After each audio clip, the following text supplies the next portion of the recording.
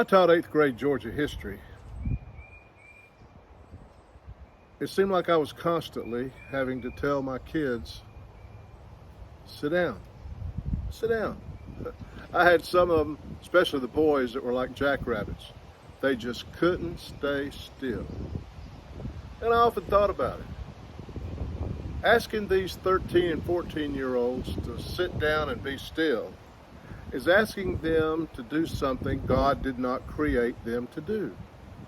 He created them to be active, to run, to jump, to play. Sit down and sit still. In America today, we have a sedentary lifestyle. And that's what my food for thought is today. The sedentary lifestyle of Americans. Did you know that 50 million Americans live a sedentary lifestyle? Where they sit, we sit, 40% of our time. 40% of Americans, more than at any other time in history, have a sedentary lifestyle, including young people, teenagers, children. The computer, PlayStation, the television. We sit for hours and hours and hours in front of that one-eyed monster.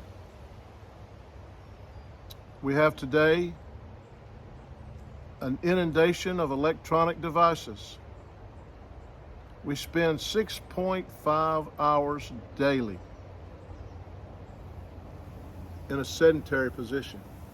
That's more than any other time in American history.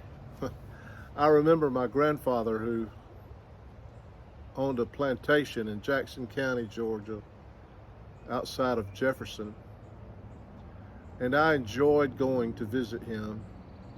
And when I was, 5, 6 years old, I would go with him to the barn to hitch up the old mule Bell. He'd rather plow with Bell than with a tractor.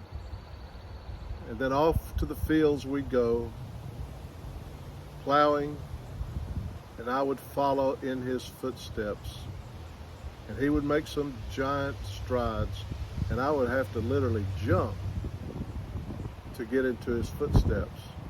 But there was not 1 ounce of fat on my grandfather. We called him Papa. Not 1 ounce. He ate healthy.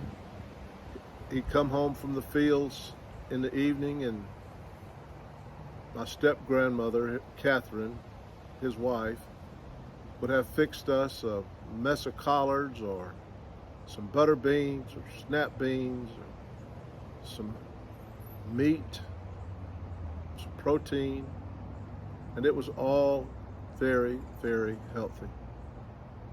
But not today. Not today. We live a sedentary lifestyle. Do you live a sedentary lifestyle? Do you ever get out and walk? I try to walk at least 2 miles 5 or 6 times a week, and that helps. The other day I walked 6 miles at the Patriots Park walking trail. Now, I didn't intend to walk 6 miles. I only intended to walk around the gym for 2 miles, try to get in my 10,000 steps. But the trail fascinated me, and I took off on the trail. And it kept going and going and going and going. And I was curious. I said, where does it end? Where does it go to? It was beautiful. It was a beautiful nature walk. The only problem was that I'm a type 1 diabetic, and my blood sugar dropped to 78, which is perilously low. And then I kind of panicked and I prayed, Lord, help me. Get me to somewhere that's got some food, that's got some carbs. And after, I don't know, maybe 4 or 5 hours, an employee of the Bartram Trail Golf Club drove by in a golf cart, and I waved him down and I told him my situation, and I said, could you give me a ride to the clubhouse? And so he took me to the grill of the Bartram Trail Golf Club, and there I was able to eat a sandwich and even ate a pack of M&Ms to get my blood sugar up and call my wife to come and get me. Where have you been? I've been worried sick about you.